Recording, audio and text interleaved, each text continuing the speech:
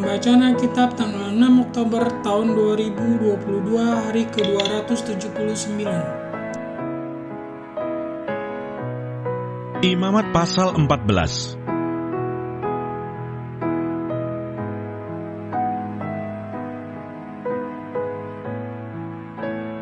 Tuhan berfirman kepada Musa dan Harun, "Apabila kamu masuk ke tanah Kanaan yang akan kuberikan kepadamu menjadi milikmu, dan aku mendatangkan tanda kusta di sebuah rumah di negeri milikmu itu, maka pemilik rumah itu harus datang memberitahukannya kepada imam. Ada kelihatan seperti tanda kusta di rumahku. Maka imam harus memerintahkan supaya rumah itu dikosongkan sebelum ia datang memeriksa tanda kusta itu, supaya jangan menjadi najis segala yang ada di dalam rumah itu. Dan sesudah itu, barulah imam datang untuk memeriksanya. Kalau menurut pemeriksaannya, tanda pada dinding rumah itu merupakan lekuk-lekuk yang kehijau-hijauan atau kemerah-merahan warnanya yang kelihatan lebih dalam dari permukaan dinding itu, imam harus keluar dari rumah itu, lalu berdiri di depan pintu rumah dan menutup rumah itu 7 hari lamanya. Pada hari yang ke-7, imam harus datang kembali. Kalau menurut pemeriksaannya, tanda kusta itu meluas pada dinding rumah, maka imam harus memerintahkan supaya orang mengungkit batu-batu yang kena tanda itu dan membuangnya keluar kota ke suatu tempat yang najis. Dan ia harus mengikis rumah itu sebelah dalam berkeliling, dan kikisan lepa itu haruslah ditumpahkan keluar kota ke suatu tempat yang najis. Dan orang harus mengambil batu-batu lain, lalu memasangnya sebagai pengganti batu-batu tadi, dan harus mengambil lepa lain dan melepa rumah itu.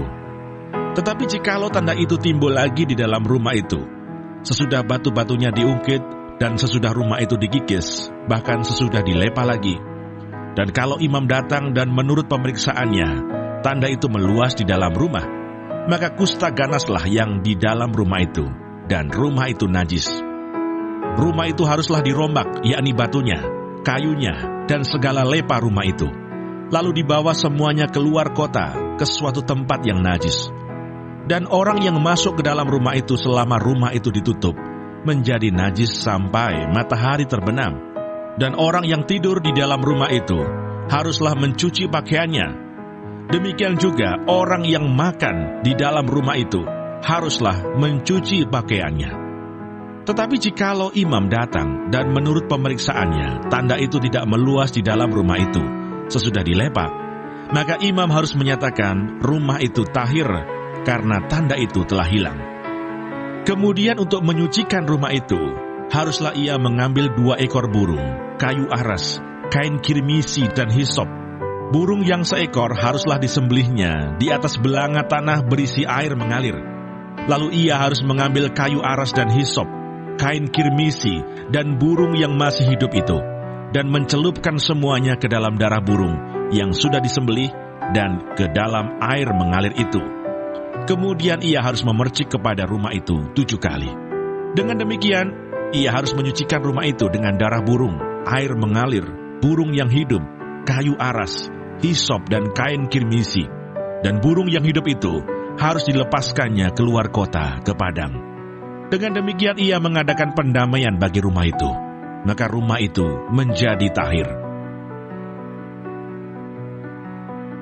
Mazmur 111. Kebajikan Allah. Haleluya, aku mau bersyukur kepada Tuhan dengan segenap hati, dalam lingkungan orang-orang benar dan dalam jemaah. Besar perbuatan-perbuatan Tuhan, layak diselidiki oleh semua orang yang menyukainya.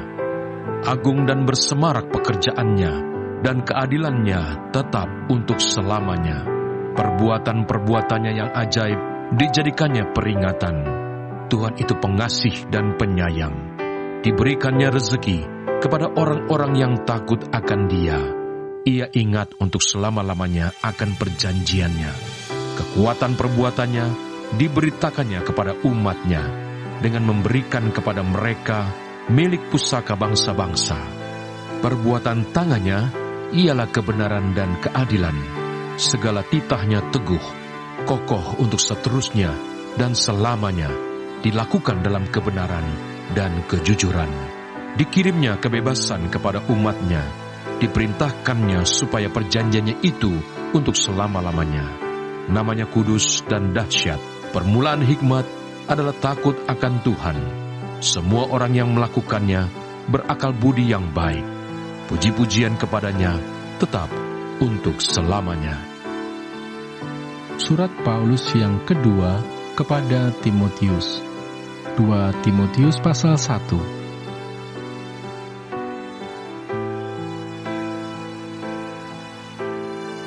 Peganglah segala sesuatu yang telah engkau dengar daripadaku, sebagai contoh ajaran yang sehat, dan lakukanlah itu dalam iman dan kasih dalam Kristus Yesus. Peliharalah harta yang indah, yang telah dipercayakannya kepada kita, oleh Roh Kudus yang diam di dalam kita. Engkau tahu bahwa semua mereka yang di daerah Asia Kecil berpaling daripadaku, termasuk Figelus dan Hermogenes. Tuhan kiranya mengaruniakan rahmat-Nya kepada keluarga Onesiforus, yang telah berulang-ulang menyegarkan hatiku. Ia tidak malu menjumpai aku di dalam penjara. Ketika di Roma, ia berusaha mencari aku dan sudah juga menemui aku. Kiranya Tuhan menunjukkan rahmat-Nya kepadanya pada harinya. Betapa banyaknya pelayanan yang ia lakukan di Efesus, engkau lebih mengetahuinya daripadaku. Terima kasih. Tuhan Yesus memberkati.